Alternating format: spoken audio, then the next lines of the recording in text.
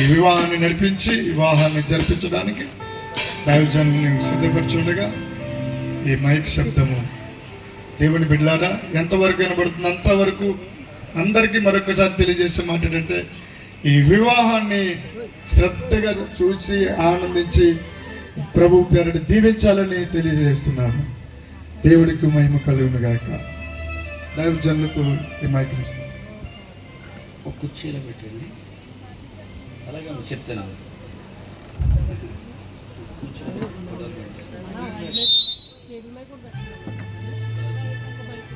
రమ్య,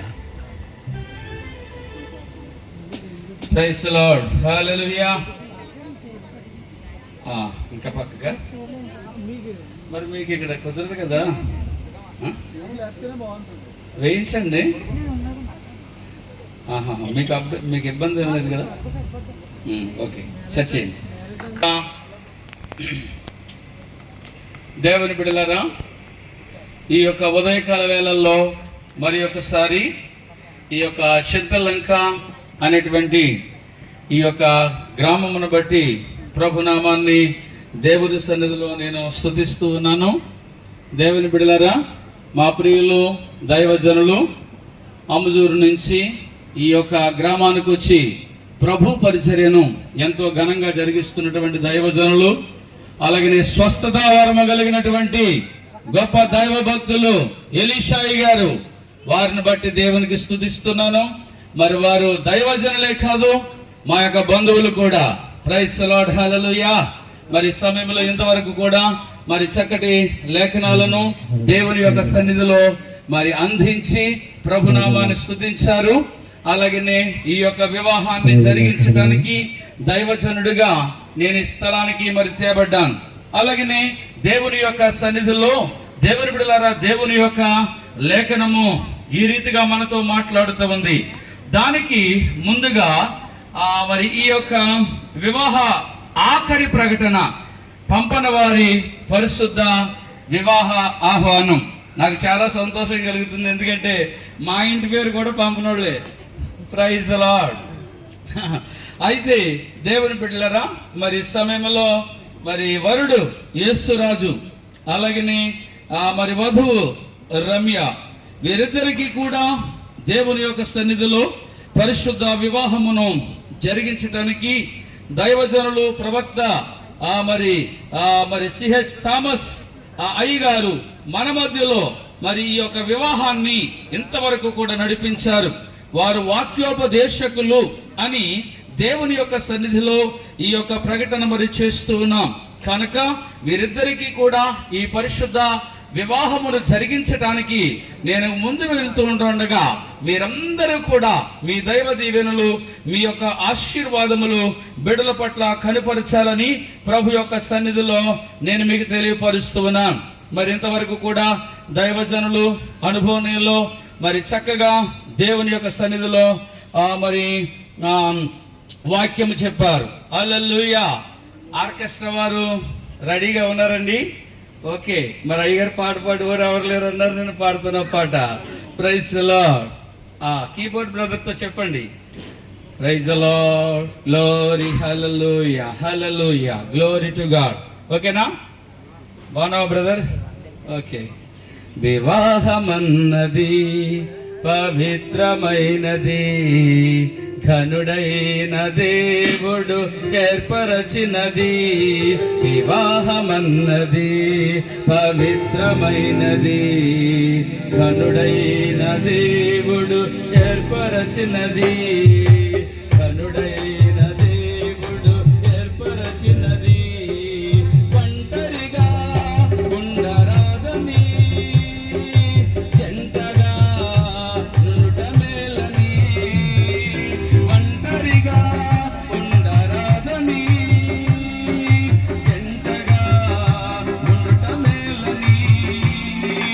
శిరసుగా నిలవాలని, శిరసుగా నిలవాలని పురుషుని నిర్మించినాడు దేవుడు. వివాహమన్నది పవిత్రమైనది, ఘనుడైన దేవుడు ఏర్పరచినది.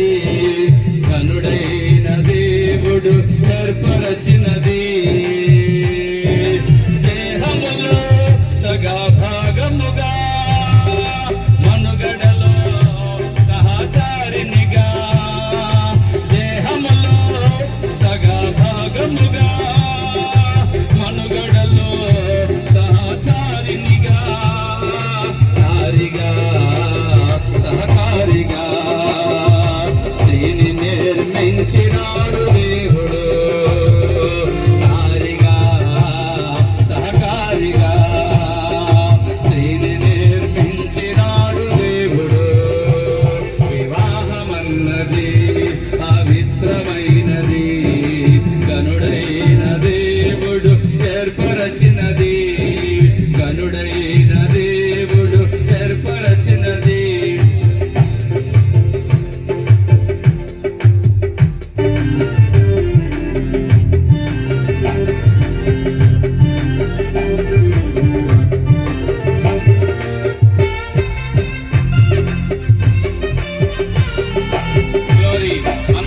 కొట్టండి పాటలు పాడుతున్నప్పుడు గ్లోరీ హల్లెలూయా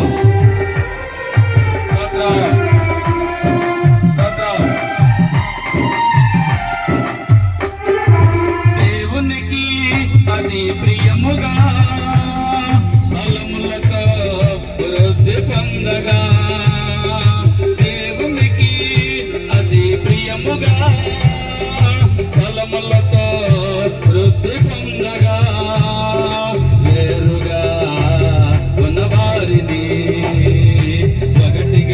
చేసినాడు దేవుడు వేరుగా ఉన్నవారిని ఒకటిగా ఇలా చేసినాడు దేవుడు వివాహమన్నది పవిత్రమైనది గనుడైన దేవుడు ఏర్పరచినది గనుడైన దేవుడు ఏర్పరచినది. Praise God. దేవుని బిడ్డలారా, మరి ఈ సమయంలో మరి అధ్యక్షులైనటువంటి దైవజనులు మరి యొక్క వివాహానికి ముందుగా కొన్ని సూచనలు మరి పెండ్లి కుమారుడికి పెండ్లి కుమార్తెకి ఇవ్వాలని మరి దైవజనులు నాతో చెప్పారు. మరి ఈ సమయంలో మరి పెండ్లి కుమారుడు యేసురాజు, పెండ్లి కుమార్తె చిరంజీవి సౌభాగ్యవతి రమ్య. మరి యేసురాజు ఇంటి పేరు పంపన, అలాగే రమ్య మరి వారి యొక్క తండ్రి ఇంటి పేరు షోడి. మరి వీరిరువురు కూడా దేవుని యొక్క సన్నిధిలో జత కాక మునుపు దేవుని యొక్క వాక్యమును మీరు జాగ్రత్తగా ఆలకించాలని ప్రభు యొక్క లేఖనము బోధిస్తూ ఉంది. దేవుని యొక్క లేఖనం అంటుంది, దేవుని బిడ్డలారా, మరి సామెతల గ్రంథము 31వ అధ్యాయం 10వ వచనములో గుణవతి అయిన భార్య దొరుకుట అరుదు, అటిది ముత్యముల కంటేనో అమూల్యమైనది.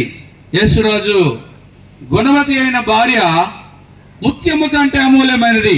ముత్యం అనగా ఏంటంటే డైమండ్, అంటే బంగారము కంటే విలువైనది ఏదైనా ఉన్నదంటే అది డైమండ్. ఇక్కడ వజ్రం, ఆ యొక్క భక్తుడు భార్యను దేనితో పోలుస్తున్నాడంటే వజ్రంతో పోలుస్తూ ఉన్నాడు. వజ్రాన్ని ఎంత జాగ్రత్తగా కాపాడుకుంటే అది అంత మనకి మరి విలువగా కనబడుతూ ఉంటది. అలాగే భార్యను కూడా చాలా జాగ్రత్తగా కాపాడుకుంటూ ఉండాలి. ఆమె బలహీనమైన ఘట్టం. మానవులు అనగా మగవారంతా బలమైనటువంటి వ్యక్తి కాదు గనక స్త్రీ ఆమెను డైమండ్ లాగా చూసుకోవాలని సొలొమోను భక్తుడు ఇలాగ మాట్లాడుతున్నాడు. ఆదికాండం 2వ అధ్యాయం 18వ వచనములో దేవుడైన యెహోవా నరుడు ఒంటరిగా ఉండడం మంచిది కాదు, ఆయనకి సాటైన సహాయము కావాలని ప్రభు యొక్క లేఖనం చెప్పి ఆదాముకు దేవుడు ఏం చేశాడంటే గాఢ నిద్ర కలిగజేసి అతని పక్కటెముకలలో ఒక ఎముకను విరిచి ఇది స్త్రీ అవునుగా కంటే స్త్రీ అయ్యింది.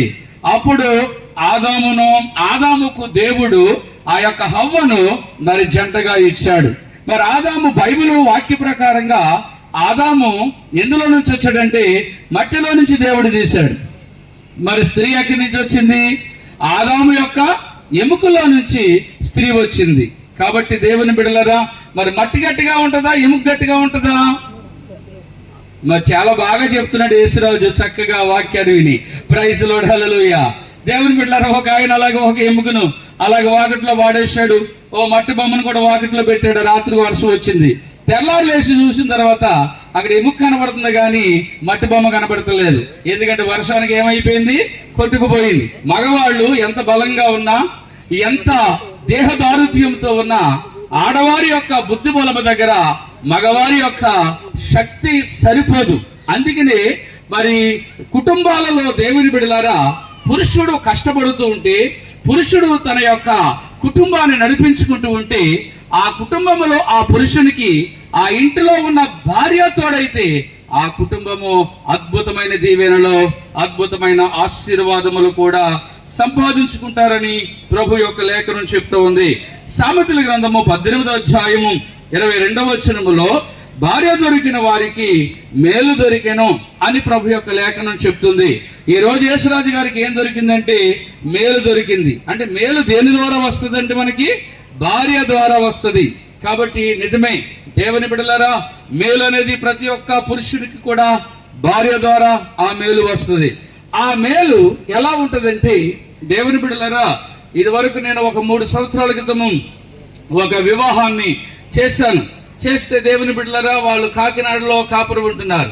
వాళ్ళు ఎలాగున్నారో 3 సంవత్సరాలు అయింది కదా పెళ్లి చేసి, ఎలాగున్నారో చూసొద్దామని నేను కాకినాడ వాళ్ళ ఇంటికి వెళ్తే ఆ ఇంటిలో ఉన్నటువంటి ఆ పెళ్లి కొడుకు కోపంతో రోషంతో పరిగెత్తుకుంటూ వచ్చేస్తున్నాడు. నేనేమో ఆయనకు ఎదురెళ్తూ ఉన్నాను. అయ్యగారు, నేను మీ గురించే ఫోన్ చేద్దామని బయటకు వస్తున్నానండి. నా పెళ్లిలో మీరు వాక్యం చెప్పారు కదా, భార్య దొరికిన వానికి మేలు దొరికినని. నిజంగా అలాగే ఉందా బైబిల్ వాక్యములు అన్నారు. వెంటనే నేను సామెతల గ్రంథము 18వ అధ్యాయం 22వ వచనం తీసి, ఇదిగోనైనా ఇలాగే ఉంది, నీ భార్య నీకు మేలు, ఎవరి భార్య వారికే మేలు అన్నాను. మీరు చెప్పడానికి బాగుంది అయ్యారు, ఈ మాట నిజంగా అలాగ జరగట్లేదు అన్నాడు. ఏమైంది చెప్పవయ్య అంటే, ఏమైంది అంటారేటండి, నా భార్య నాకు మేలులాగా లేదు, గోడకేసినటువంటి తలకాయ మేకులాగా ఉందన్నాడు. అబ్బా, ఎంత బాగా నవ్వుతున్నావయ్యా, దేవునికి స్తోత్రం, హల్లెలూయా. ఎలాగుందట, గోడకేసినటువంటి తలకాయ మేకులాగా ఉందట. ఏమంటుంది ఏంటి నీ భార్య, నడు లోనికి వెళ్ళి మాట్లాడదామంటే, లేదండి నేను బయటికి వెళ్తుంటే ఎక్కడికి వెళ్తున్నావు అని అడుగుతుంది. నేను పలానా దుక్కునికి వెళ్తున్నాను, మళ్ళీ ఎన్ని గంటలకు వస్తారని అడుగుతుంది. 12 గంటలకు వస్తానంటున్నాను. 1 గంట ఆలస్యం అయితే చాలు, వెంటనే ఫోన్ చేసేసి, ఈ గంట ఆలస్యమైంది, ఎక్కడున్నావు, ఎవరితో మాట్లాడో, టీ తాగేవా లేదా, టిఫిన్ చేసేవా లేదా, అసలు భోజనానికి వస్తున్నారా లేదని నన్ను పట్టుకు తింటుందండి. తెల్లవార్లు ఎక్కడికైనా వెళ్తే నన్ను ఫోన్లు చేసి ఎప్పుడు వస్తారని అడుగుతుంది. ఇదే నాకు మహాబాధగా ఉందండి అన్నాడు. అయితే ఆ పెళ్లి కొడుక్కి ఏం చెప్పాలో నాకు కూడా అర్థం కాక, అయ్యగారు నేను ప్రార్థన చేసుకుని అన్నాను, సరే బాధపడకు, ప్రతిదానికి కూడా సొల్యూషన్ దొరుకుతుంది అని అతని యొక్క వేడిని సల్లార్చడానికి అన్నాను. నీ పరిస్థితి కాదయ్యా, నా పరిస్థితి కూడా అంతే అన్నాను. వెంటనే సల్లారిపోయాడు అయ్యారు. నీ పరిస్థితి కాదు, నా పరిస్థితి కూడా అంతే అన్నాను. అదేటయ్య గారు, మీ మేడమ్మ గారు కూడా అలాగే చేస్తారా? అలాగే చేస్తుందయ్యా నా భార్య కూడా. కానీ బాబు ఇలాగ ఇచ్చున్నావా అన్నానంతే, ఇలాగ మా పాస్టర్ గారు ఫోన్ చేసేసింది. ఏంటి, పెళ్లి చేయడానికి వెళ్ళారు, ఆ పెళ్లి అయిపోయింది కదా, ఇప్పుడు ఎక్కడున్నారు, నడకుదురులో ఉన్నారా, గొరుపూడిలో ఉన్నారంటే, లేదు కాకినాడలో ఉన్నారంటే, ఈ గంట ఎక్కడికి వెళ్ళారని అడుగుతుంది. చూసావా, నీ భార్య కదయ్యా, నా భార్య కూడా ఇలాగ అడుగుతుంది అని చెప్పేటప్పటికి అలాగ వేడి నీళ్ళలాగా శిలశిలా మరిగిపోయే పెళ్లి కొడుకు సన్నీళ్ళలాగా చల్లారిపోయాడు. దేవుడికి స్తోత్రం, హల్లెలూయా. అప్పుడు నేను చెప్పాను, దేవుని బిడ్డలారా, ఏంటంటే, మీ అక్క ఫోన్ చేస్తుందా అన్నాను. లేదండి అన్నాడు. మీ అమ్మ ఫోన్ చేస్తుందా అన్నాను. లేదు అన్నాడు. పోనీ మీ నాన్న ఫోన్ చేస్తున్నాడా అన్నాను. లేదు. మరి ఎవరు చేస్తున్నారు నీకు ఫోను? నా భార్య చేస్తుంది అన్నాడు. నీ భార్య నీకు ఫోన్ ఎందుకు చేస్తుందంటే, నిన్నేపులు తినడానికి కాదు, నిన్ను మేకులాగా నిన్ను గీసుకోరడానికి కాదు, ఆమె నీ మేలు కోరేది గనక నువ్వెక్కడున్నావని నిన్ను అడుగుతుంది. హల్లెలూయా. అదే నువ్వు అర్ధరాత్రి 12 గంటల వరకు వెళ్తే నీ భార్య భోజనం చేస్తుందా అని అడిగాను. చేయట్లేదండి. నేను వెళ్ళకపోతే నా భార్య కూడా భోజనం చేయట్లేదు అని చెప్పాడు. మీ అమ్మగారు భోజనం చేస్తున్నారు, మీ నాన్నగారు, మీ అక్క, మీ చెల్లి, ఇంటిని అందరూ భోజనాలు చేస్తున్నారు. కానీ నువ్వు 12 గంటలకు వెళ్ళినా నీ భార్య భోజనం చేయకుండా నీ గురించి ఏం చేస్తుంది? ఎదురు చూస్తుంది. కాబట్టి నీ భార్య నిన్ను టార్చర్ చేయట్లేదు, నీ భార్య నిన్ను ప్రేమిస్తుంది. గట్టిగా చప్పట్లు కొట్టి దేవునికి స్తోత్రం చెప్పండి. మరి రోజు యేసురాజు గారు కూడా దేవునికి స్తోత్రం, హల్లెలూయా. యేసురాజు ఎక్కడున్నారు, ఏం చేస్తున్నారు, టిఫిన్ చేశారు లేదా, భోజనం చేశారు లేదా, ఎన్ని గంటలకు వస్తున్నారు అని ఇలాగా భార్య మన వెంటపడి ఏం చేస్తూ ఉంటుందంటే, మన యోగక్షేమాలు, మన బాగోగులు ఆలోచిస్తుంది భార్య. ఆమె ఫోన్ బట్టి కానీ, ఆమె మాటలు బట్టి కానీ మనం విసకకుండగా మన మేలు కొరకై మన భార్య తపన పడుతుందని మీరు గమనించాలని మరొకసారి నేను తెలియపరుస్తూ ఉన్నాను. అలాగనే ప్రతి పురుషుడు కూడా తన భార్యను ప్రేమించాలని ప్రభు లేఖనం చెప్తుంది. అలాగనే మరి రమ్యకు నేను చెప్పేది ఏంటంటే, ప్రతి స్త్రీ, ప్రతి భార్య తన సొంత పురుషునికి అనగా నీ భర్తకు నువ్వు లోబడితే అప్పుడు యేసురాజు నిన్ను ప్రేమిస్తాడు. లోబడటం, ప్రేమించటం, ఈ రెండు ఏ ఇంటిలో ఉంటాయో ఆ ఇంటిలో దివ్యమైన ఆశీర్వాదాలు మెండుగా కుమ్మరించబడతాయి. అలాగనే ఇలాగ లోబడటం, ఇలాగ ప్రేమించడం, ఈ రెండు భార్య భర్తల్లో ఉంటే మీ సంసార జీవితం రానున్న రోజుల్లో 3 పువ్వులు 6 కాయలుగా దేవాది దేవుడు ఆయన వికసింప చేస్తాడు. ఇట్టి రీతిగా దేవుడు మిమ్మల్ని దీవించి ఆశీర్వదించునుగాక. ఆమేన్. హల్లెలూయా. గట్టిగా చప్పట్లు కొట్టి ప్రభుకు స్తోత్రం చెప్పండి. హల్లెలూయా. మరి చక్కటి లేఖనాలు దేవుని యొక్క సన్నిధిలో మరి మనం బోధించుకున్నాం. దేవుని యొక్క వాక్యం అంటది, వివాహము అన్ని విషయములలో ఘనమైనది. ఈ రోజు దేవుని బిడ్డలారా బర్త్డే కార్యక్రమాలు ఉంటాయి. అలాగనే పెళ్లికి ముందు కొన్ని ఫంక్షన్లు చేస్తున్నారు ఈ మధ్య కాలంలోనండి. పెళ్లికి ముందు ఏం ఫంక్షన్ అయ్యారు అది మీకు తెలీదా? బాబు మీరు చేసుకున్నారా? చేశారా? ఏంటి దాని పేరు? హల్దీ ఫంక్షన్ అంట. చూసారా? పెళ్లికి ముందు చాలా గట్టిగా చేస్తున్నారు ఈ మధ్యకాలంలో అందరూ కూడా. మరి ఆ హల్దీ ఫంక్షన్ కన్నా, అలాగనే ఇంకా బర్త్డే ఫంక్షన్ కన్నా, అన్నిటికన్నా మన లైఫ్ లో విలువైన కార్యక్రమము ఏదైనా ఉన్నది అయ్యా అంటే అది వివాహము మాత్రమే. ఆ విలువైన కార్యక్రమాన్ని ఈ రోజున మీరు జరిగించుకుంటున్నారు. దేవుడు మిమ్మలను, మీ కుటుంబాలను ప్రభు దీవించి ఆశీర్వదించుగాక. ఆమేన్. మీరిద్దరు కూడా పైకి లేచి నిలబడాలని ప్రభు సన్నిధిలో, దేవుని యొక్క సన్నిధిలో నేను మీకు తెలియపరుస్తా ఉన్నాను. ఒక 2 అడుగు చిన్న చిన్న బిట్స్ పాడాలి. ఎందుకంటే సాంగ్ అంతకి టైం ఇవ్వడానికి కుదరదు కనుక. మేము ఇక్కడ మ్యారేజ్ చేస్తున్నప్పుడు పబ్లిక్ అంతా కూడా డల్గా ఉండకుండా మ్యూజిక్ మూమెంట్ ఇవ్వాలని మరొకసారి నేను మీకు తెలియపరుస్తూ ఉన్నాను. ఈరోజు ఈ యొక్క వివాహంలో కూడి వచ్చినటువంటి బిడ్డలైనటువంటి మరి యేసురాజు అలాగే రమ్య, మీరిరువురు కూడా దేవుని యొక్క సన్నిధిలో మరి జతపరచబడుతున్నారని మరొకసారి నేను మీకు తెలియపరుస్తూ ఉన్నాను. అలాగనే మరి మీరు లక్షలాది రూపాయలు ఖర్చు పెట్టి వీడియో తీసుకుంటున్నారు యేసురాజు గారు, రమ్య. అలాగే మీరు ఫోటోల వైపు చూడాలి. అలాగనే నేను చెప్తున్నటువంటి మాటలు కూడా ఏం చేస్తూ ఉండాలి? ఆలకించి నా వైపు కూడా చూడాలి. ఓకే. ఈ పరిశుద్ధ వివాహములో జతపరచబడుటకు క్రైస్తవ సంఘ క్రమశిక్షణను బట్టి మన మధ్యలో జతపరచబడుటకు వచ్చినటువంటి చిరంజీవి యేసురాజు, సన్న పంపన నరసింహమూర్తి, చిరంజీవి సౌభాగ్యవతి రమ్య, సన్న డాటర్ ఆఫ్ చోడి గోవిందు అనేటువంటి ఈ యొక్క యవ్వన బిడ్డలు ఈ యొక్క సమయంలో వివాహమునకు మరి మన మధ్యలోకి చేరువచ్చారు. ఈ స్థలానికి, ఈ యొక్క సంఘములకు కాపరిగా ఉండి దైవజనులు మన మధ్యలో ఉన్నటువంటి మరి సిహెచ్ ఎలిసా థామస్ అయ్య గారికి నా హృదయపూర్వకమైన వందనాలు తెలియపరుస్తూ ఉన్నాను. వధువరులిద్దరు కూడా లేచి నిలబడి ఉన్నారు. క్రైస్తవ సంఘ క్రమశిక్షణను బట్టి ఈ పరిశుద్ధ వివాహమునకు కూడి వచ్చినటువంటి యేసురాజు అలాగే రమ్య, ఈ వివాహమునకు మీరందరూ కూడా కూడి వచ్చి ఉన్నారు కనుక దేవుని యొక్క సన్నిధిలో నేను చెప్తున్నటువంటి ఈ యొక్క మాటలన్నీ కూడా జాగ్రత్తగా మరి వినాలని నేను మీకు హెచ్చరిస్తూ ఉన్నాను.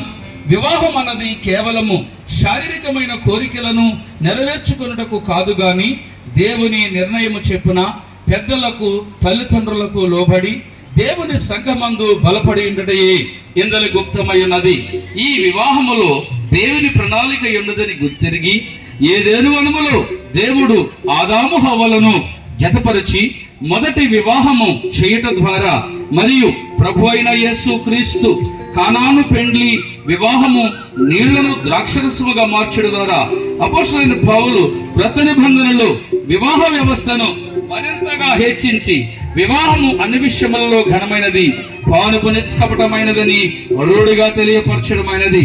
పురుషుడు తన తల్లిని తన తండ్రిని విడిచి తన భార్యను హత్తుకొనును అను లేఖనము తెలియపరచుచున్నది. గనుక దేవుడు జతపరిచిన వారిని మనుష్యులు వేరుపరచకూడదు, చివరికి మీరిరువురు ఒకరిని ఒకరు ఎడబాయకూడదని గట్టిగా నొక్కి హెచ్చరిస్తూ ఉన్నాను. అంతేకాక ఈ వివాహము సంఘపరమైనది మరియు ఇండియన్ గవర్నమెంట్ యాక్ట్స్ లో చట్టపరమైనటువంటి వివాహముగా ఈ వివాహాన్ని మేము రిజిస్ట్రేషన్ చేయబోతున్నామని కూడా నేను మీకు తెలియపరుస్తున్నాను. ప్రతి పురుషుడు తన భార్యను ప్రేమించవలనని, ప్రతి స్త్రీ తన సొంత పురుషునికి లోబడి ఉండవలనని, అంతేకాక స్త్రీ బలహీనమైన ఘటమని ఎరిగి జ్ఞానముతో ఆమెతో కాపురము చేయాలని నేను మీకు మరొకసారి దైవజనుడిగా తెలియపరుస్తూ ఉన్నాను. దేవుడు మిమ్మల్ని దీవించును గాక. హల్లెలూయా. యేసురాజు గారు మరి సమయంలో రమ్య అనేటువంటి యొక్క యవనస్తురాలను వివాహం చేసుకోవడానికి మీరు మనసారా ఇష్టపడుతున్నారా? ఇష్టపడుతున్నారు. ఓకే, మరి పెళ్లి కొడుకు గారు చాలా సైలెంట్ గా ఉంటే ఈయన ఏం ప్రమాణాలు చేస్తాడు అనుకున్నాను, కానీ నాకంటే గట్టిగా మాట్లాడుతున్నాడు ఆయన. గట్టిగా చప్పట్లు కొట్టండి యేసురాజు గురించి. పట్టాల ఫస్ట్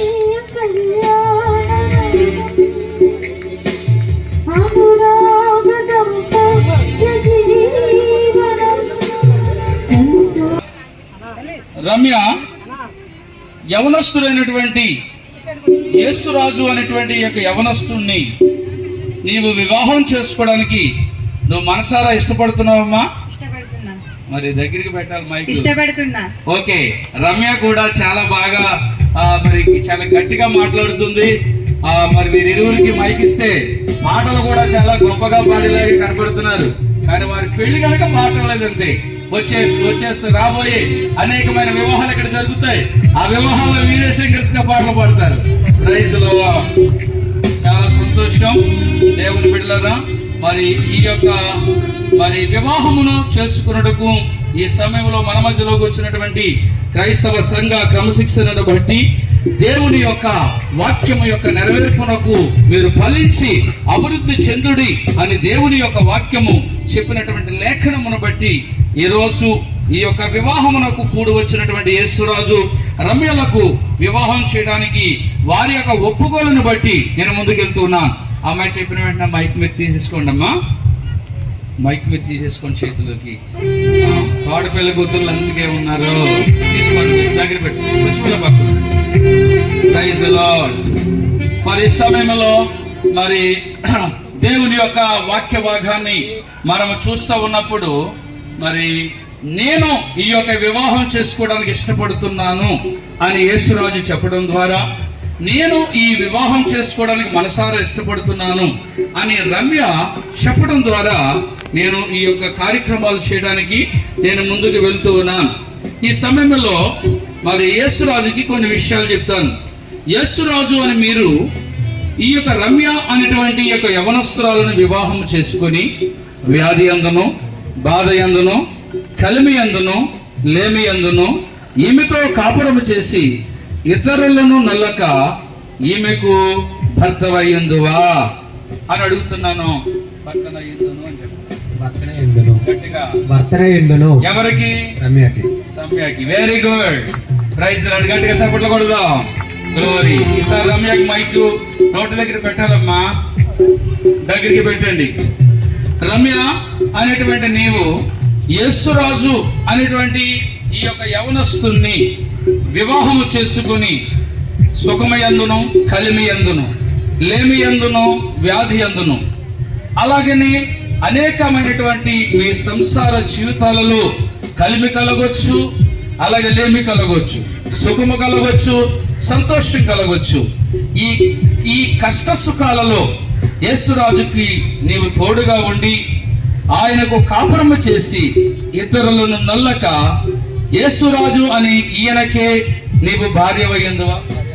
భార్యనయ్యుందును. ఎవరికి? మోజెస్కి. Moses. Praise lord. Hallelujah. Praise lord. Chiranjeevi. Okay okay okay, thank you. Praise lord. మరి సమయంలో దేవుని బిడ్డలారా, అలాగనే మరి యేసురాజుగా పిలువబడుతున్నటువంటి ఈ యొక్క యవనస్తుని యొక్క పేరు ఎలియాస్. మోజెస్ అనేటువంటి నామకరణం కూడా పెట్టుకుంది. దేవుడు మరి యొక్క చక్కగా వీరిరువురు కూడా వారి యొక్క జవాబులను తెలియజేశారు. మరి వెనకాల భోజనాలు మరి సిద్ధంగా చేసి ఉంచారు. ఆ పెళ్లిని చూడండి. రోజు మనం భోజనం చేస్తాము పెద్దలారా. పెళ్లి చూడండి. ఒకవేళ ఎవరికైనా బీపీ కానీ షుగర్ కానీ ఏదైనా నీరసంగా ఉన్నవారు ఉంటే భోజనం చేయండి, ఏ విధమైనటువంటి అభ్యంతరం లేదు. ఒక అర్ధ గంటలోనే ఈ కార్యక్రమాన్ని ముగించడానికి మేము ఇష్టపడుతూ ఉన్నాం. అయితే మరి ఈ సమయంలో వీరి యొక్క ప్రమాణములను మనము ఆ దేవుని యొక్క సన్నిధిలో విన్నాము గనక, కన్యాదానం చేసేవారు అనగా రమ్య యొక్క తల్లిదండ్రులు చోడి గోవింద గారు మీ యొక్క భార్య ఈ స్థలానికి రావాలని ప్రభు పేడ తెలియపరుస్తున్నాం. పంపన నరసింహమూర్తి వారి యొక్క మిసెస్ మీరిరువురు ప్రభు పేడ తెలియపరుస్తున్నాం. ఎందుకంటే పెళ్లి చేసుకోవడానికి మీరిద్దరు ఇష్టపడ్డారు. మరి వీరి వెనకాల నలుగురు ఉన్నారు. రమ్య తల్లిదండ్రులు, అలాగే యేసురాజు తల్లిదండ్రులు. మీరు వచ్చి వారిద్దరిని మరి చేతులు కలిపినట్లయితే వివాహం చేయడానికి నేను ముందుకు వెళ్తాను. దేవుడు మిమ్మల్ని దీవించును గాక. హల్లెలూయా. దేహములో సగభాగముగా మనుగడలో సహచారినిగా, దేహములో సగభాగముగా మనుగడలో సహచారినిగా, నారిగా సహకారిగా స్త్రీని నిర్మించినాడు దేవుడు.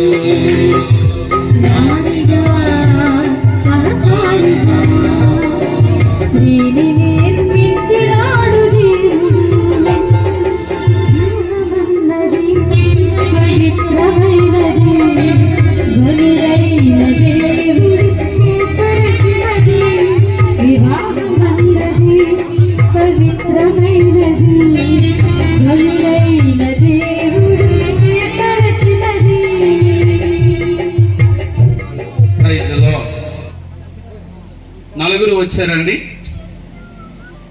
మరి సమయంలో పంపన నరసింహమూర్తి గారు ఎవరండి? మీరు నరసింహమూర్తి గారు,